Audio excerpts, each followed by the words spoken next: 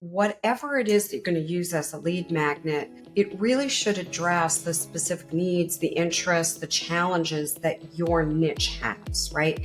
And it needs to be very industry specific. The second thing is it has to have a high perceived value. It should have unique insights and be highly valuable. Another thing is it should be very clear, so people should be able to digest it, and it should be very specific. Very easy to access, whatever it is, whether it's a video, a template, a checklist, an audio, very easy to download, to access with actionable content. That is a big takeaway because a lot of these things, there's nothing actionable, and then it becomes shelf help. And then the final thing that I'll say is include some social proof within that.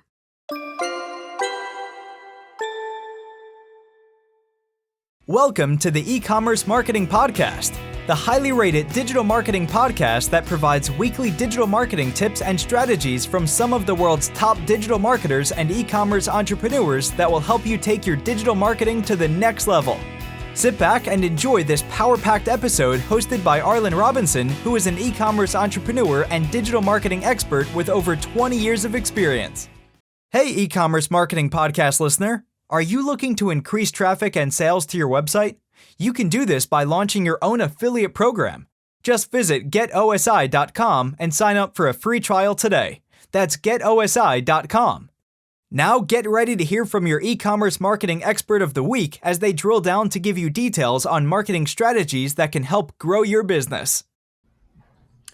Welcome back to the e-commerce marketing podcast, everyone. My name is Arlen and I'm your host. Today we've got a very special guest, Dr. Terri Levine, who's a business consultant, keynote speaker, best-selling author, and has been named one of the top business coaches and consultants in the industry for over 30 years.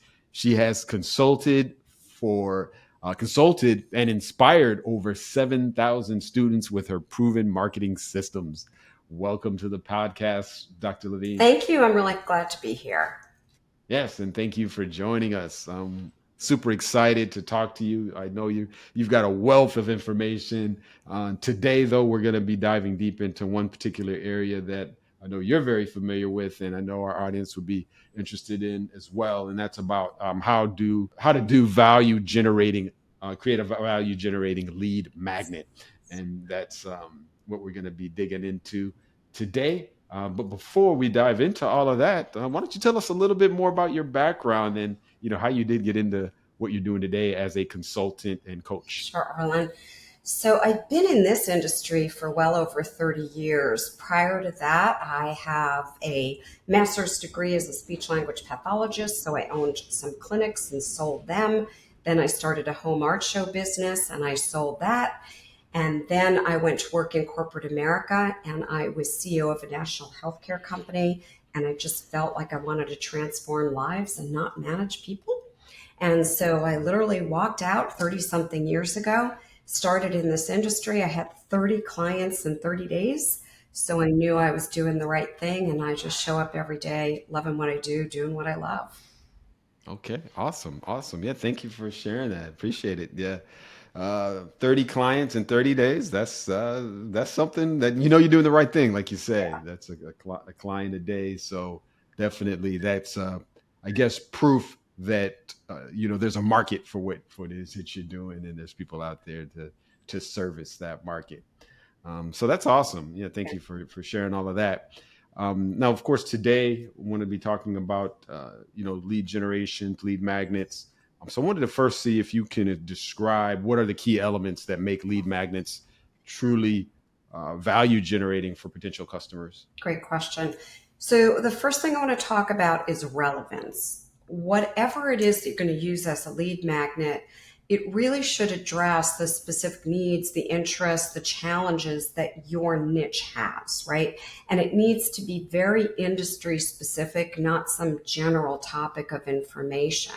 So relevance is the first thing that comes to mind. The second thing that comes to mind is it has to have a high perceived value. You don't want to give something away that's a simple checklist or, 2-page book or something they can find for free on the internet. It should have unique insights and be highly valuable. Another thing is it should be very clear, so people should be able to digest it, and it should be very specific. Again, identifying a specific problem. Very easy to access, whatever it is, whether it's a video, a template, a checklist, an audio, very easy to download, to access with actionable content. That is a big takeaway, because a lot of these things, there's nothing actionable, and then it becomes shelf help. And then the final thing that I'll say is include some social proof within that. Okay. It'll let people know that you're the real deal and your information is real and that other people value it. So I'll just sum it up. If you incorporate these elements into your lead magnet, in my view, you're going to get people not only downloading it, really raising their hand to take the next step with you. Does that all make sense? Yeah. Yeah, it definitely does. So a lot of what you're talking about as far as getting people to opt into your list with this lead magnet, typically what's provided and kind of what you're talking about is informational or something revolved around your product or service, something that's unique, of course, that they can't get anywhere else. One of the things and the questions that I have, because of course we've been in this age of information for a long time, but I think, of course, as we all know, in the past couple of years, it's really been accelerated. Somebody's kind of put their foot on the gas Yes. with the whole introduction of AI, Chat GPT, and the ability to get access to information like we've never had in the past. You know, of course, Google has always been there. It's still there. You can always do search queries and things, but it's, I think I'd like to say Chat GPT is really like Google on steroids, really almost. And so what I'm wondering though, and I want to know your thoughts on this, with the rise of all of these solutions, is there still going to be a place for these type of information products when people can get that information, you know, in a matter of seconds, depending on what it is? Boy, that's a very interesting question. I had this conversation in a similar way with a client a few weeks ago. And she Okay. said, why should I keep creating lead magnets? People could just go get whatever from Google. And I'm like, actually, Yes. no, they can't. They can't get your specific information. You can go online, like for example, you can go online and say, how do I get 30 clients in 30 days? You can ask any chat GPT or whatever, and it's going to answer you. I'm going to actually give you the 14 things that I personally did that have been proven to work for 7,000 people. So when you incorporate key elements, to me, that is the critical difference of why people will still download and read and absorb lead magnets. And by the way, right before we got on, something came in my inbox. I'm like, that sounds interesting. I just downloaded a lead magnet. Okay. So it still Okay. goes on, and I say double down on it. Don't walk away from it. Okay.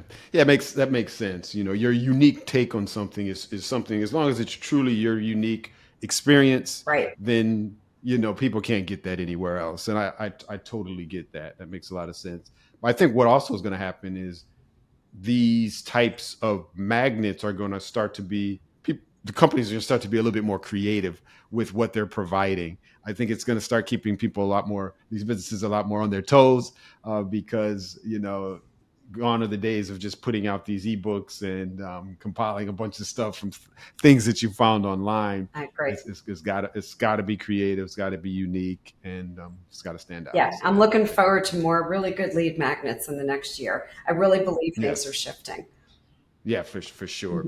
And now on the same lines, in your experience, what really are the differences between just a mediocre lead magnet, like I mentioned, the Yeah. basic ebook that's just a compilation of just stuff that's online, and then a very effective, highly effective one that generates significant value for someone accessing it? You just said the key word, value. Someone Okay. has to really get value from it. Some of the things that I give away in my lead magnets, for example, are secrets, quote unquote, things I don't typically share that only my clients know. And I'm going to give it away. Why? I know my target audience has specific pain points. I want to make it relevant. I want to make it appealing. I want to give people a lot of value. The content is got to be really good quality. I have downloaded, and you've probably done this too, lead magnets where there's spelling errors, or, I had one where it looked like somebody did a cut and paste and it said name right in the middle of it. It's like, oh my gosh, right? So Yeah. high quality, something that really shows that you or your company is the authority. So give some thought to the design of it. Also, it's got to be appealing both visually, easy to navigate. Again, I mentioned it earlier, it has to be actionable. The only way people really learn is by taking some kind of action. So make sure that it's a way that you can really engage with prospects, giving them something that they're going to hold on to. It's really funny. I have this on my desk here. This is a lead magnet that I printed a week ago. It is still sitting on my desk. It's a week later. I've been referring to it every day. It's just one piece of paper. However, there was so much value in it. You want your lead magnet to stick around. Yeah, I totally agree. And I think what's going to have to happen then, if you're thinking about something that's going to provide true value, you're really going to see, you're going to want to come up with something that is going to just empower your customers. Not only are you just putting it out there just so you can get somebody on your list and try to market to them to buy your products and services.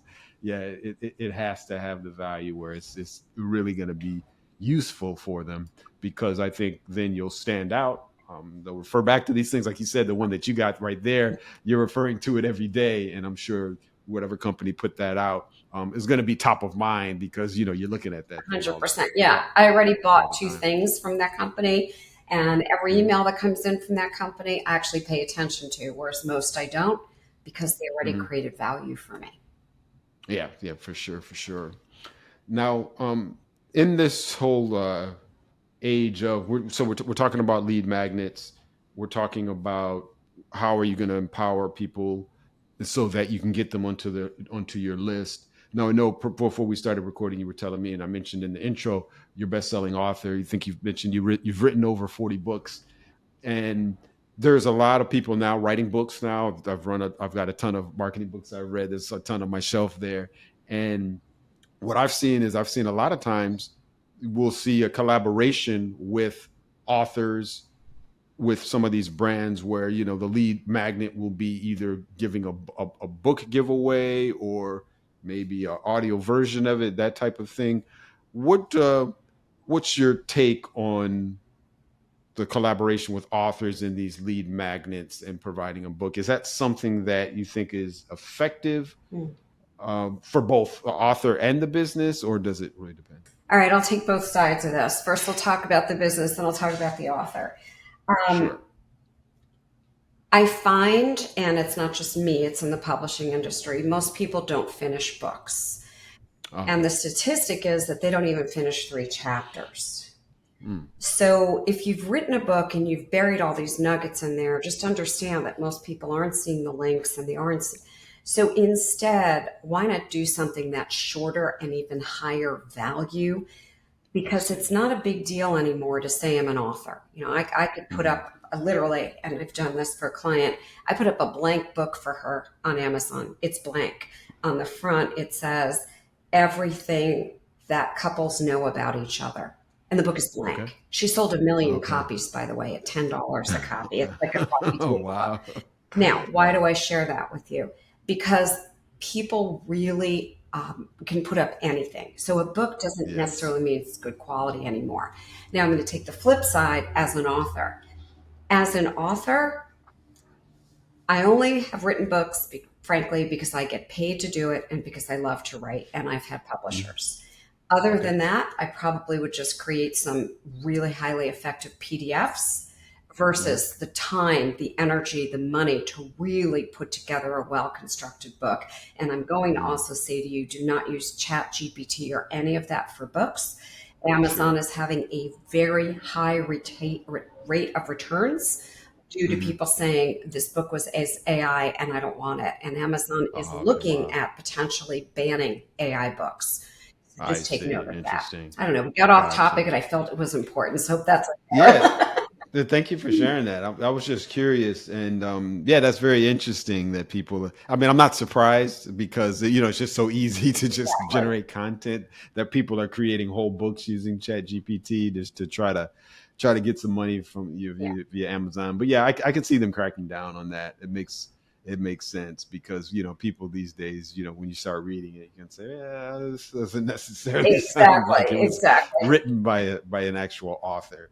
So yeah, thank you for sharing that. So now I want to kind of propose a hypothetical situation. We have a lot of e-commerce businesses that are listening, on owners and digital marketers. So let's imagine there's a small business, the e-commerce business that's just starting out. What type of lead magnet would you recommend that they create to attract and retain their first customers? Okay, for their first customer. So one thing could be discount codes or discount Okay, coupons. Save $10, save 20%, whatever it might be, sure. just so someone makes their first purchase. One of the very popular is obviously free shipping for first time customers. That takes a lot Hmm. of risk away. Third, and the one that I really like, is giving people some kind of exclusive access to content. So there's a sports drink that is very rare to find that I happen to drink. And when you're a first time customer, they send you a guide, a checklist, and even a tutorial on how to put the drink together. And it all might sound silly. However, I love all of it. Okay. Another one would be giveaways or contests, enter to win a gift card or something like that. One of my personal favorites are loyalty programs. So you get points on future purchases or for referrals or for engaging on social media. Another could be early access to new products.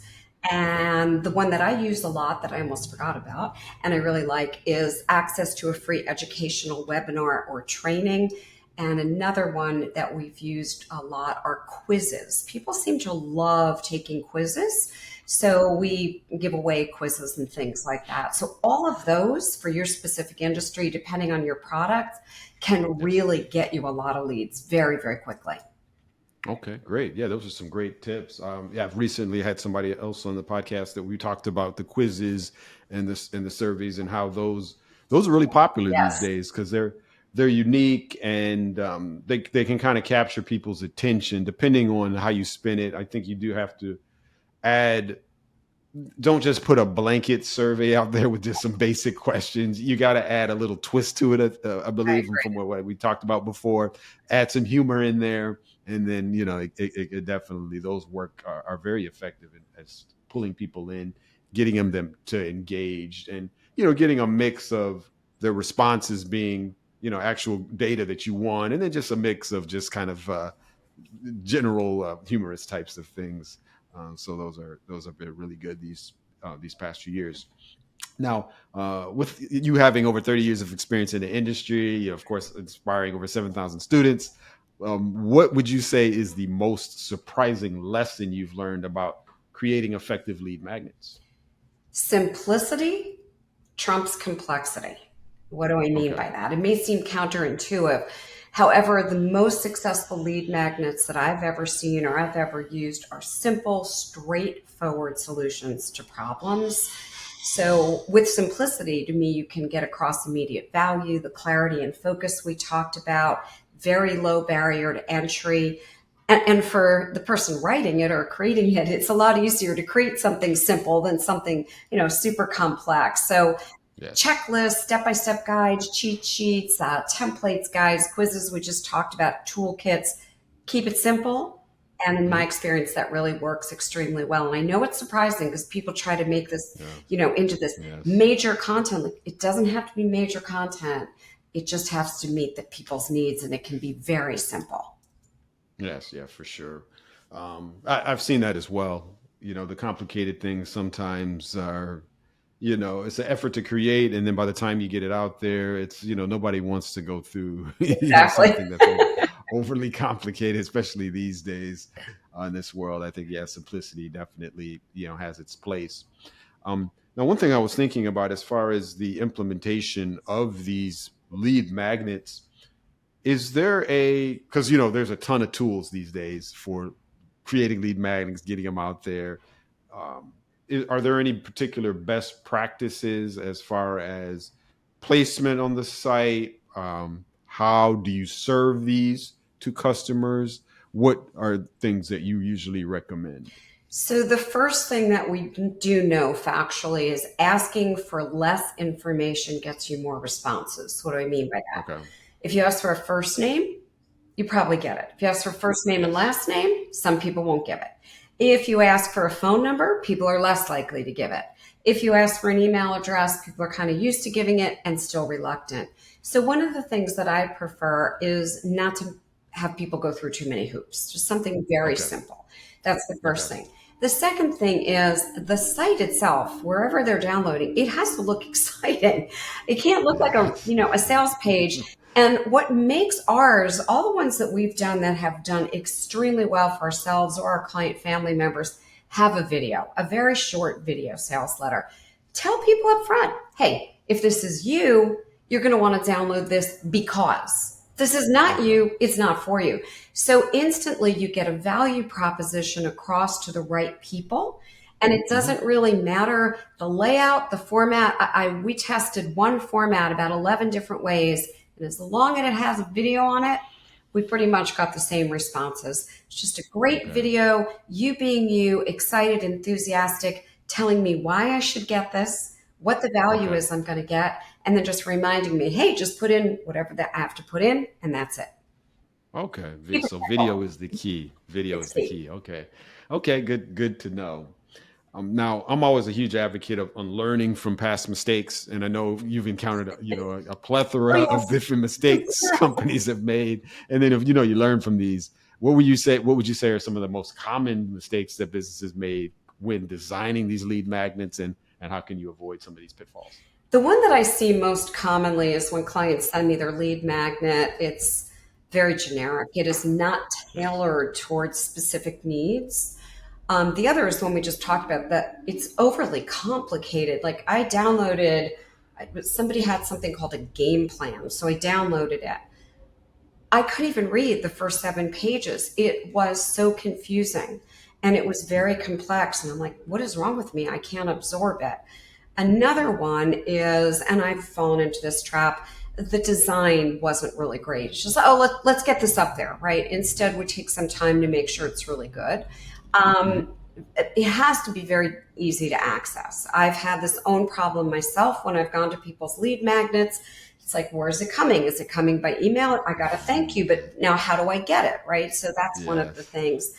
Another one that I've seen recently is an overabundance of follow up. Right. I downloaded someone's lead magnet last week, and within a day, I had 19 emails from them. I am Oof, surprised, wow. right? It's too much. That's Oh, too I thought much. of another one.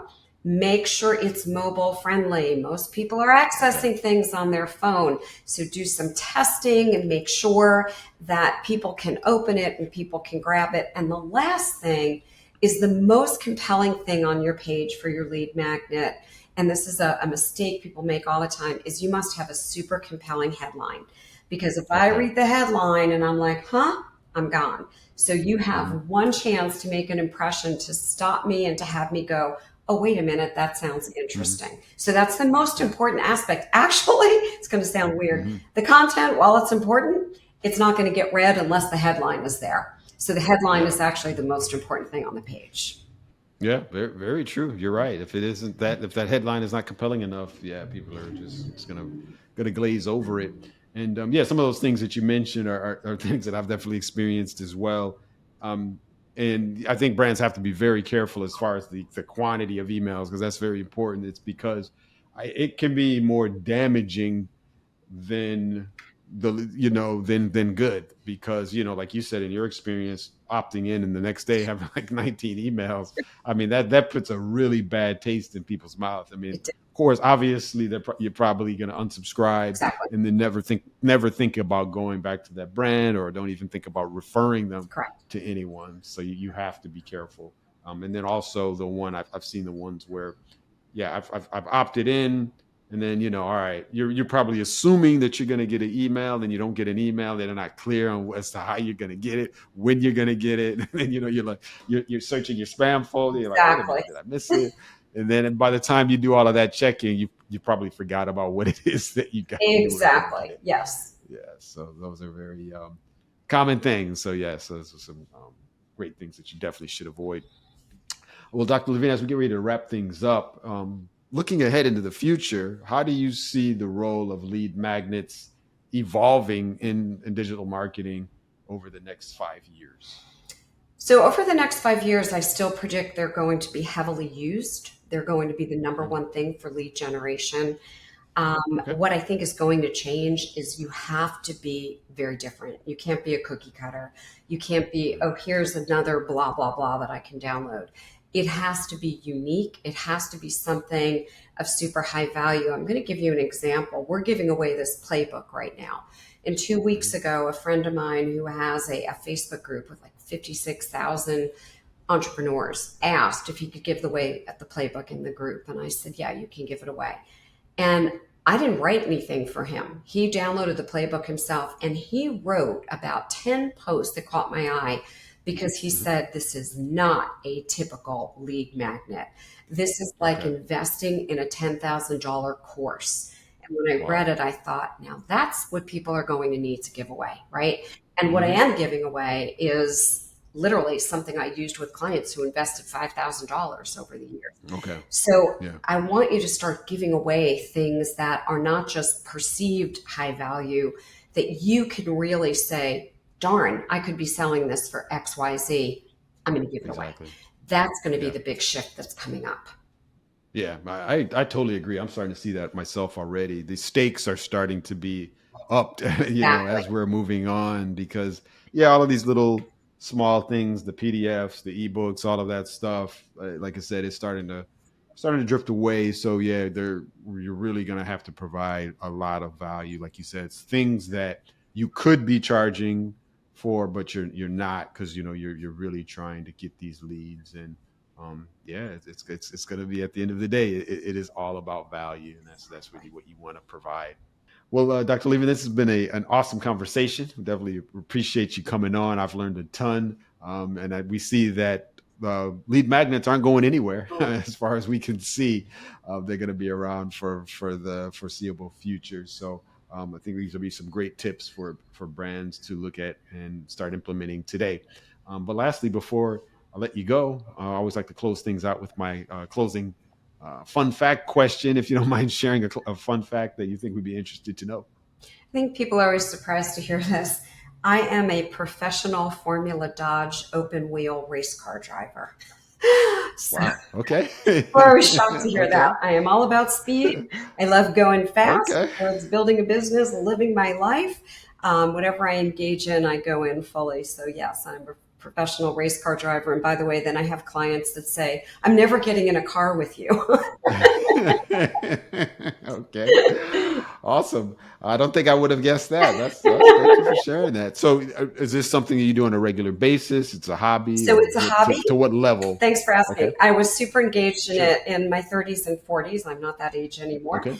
And I had a very serious orthopedic injury a few years ago, and it prohibits me Okay. from doing it. However, I'm still an avid fan. Okay. I go to the Indy Okay. 500 every single year. I hang out Okay. in the garages with the race car drivers, so it is still a big Okay. passion of Awesome. mine. Okay, awesome, awesome. Yeah, good stuff. Yeah, thank you for sharing.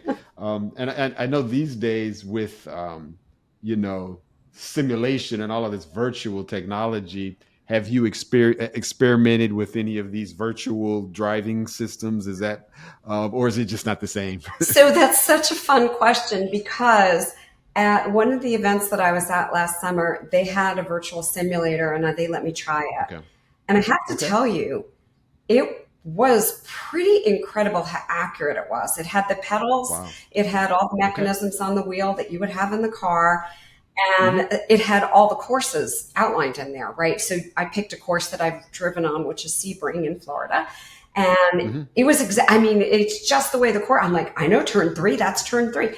It was amazing. wow. However, my heart isn't palpitating as much when I'm using the simulator. When I'm in the race car, Gotcha. my heart is booming. Right. Gotcha. Yeah, I can imagine that there is a difference there For from being sure. there to actually the simulation. Yeah, I was just curious. I had watched recently it was a Netflix series about these Daytona 500 drivers, and there was one young driver who basically was discovered and got his skills initially just from video games, and that translated to the actual real car. So I was like impressed. I was just wondering, was it really that similar? So I guess to a certain extent. Yeah, so it's a yes, and then it's also a big no, because the second you actually get in a car and drive the car on that first lap, okay, this is a whole different experience. Right.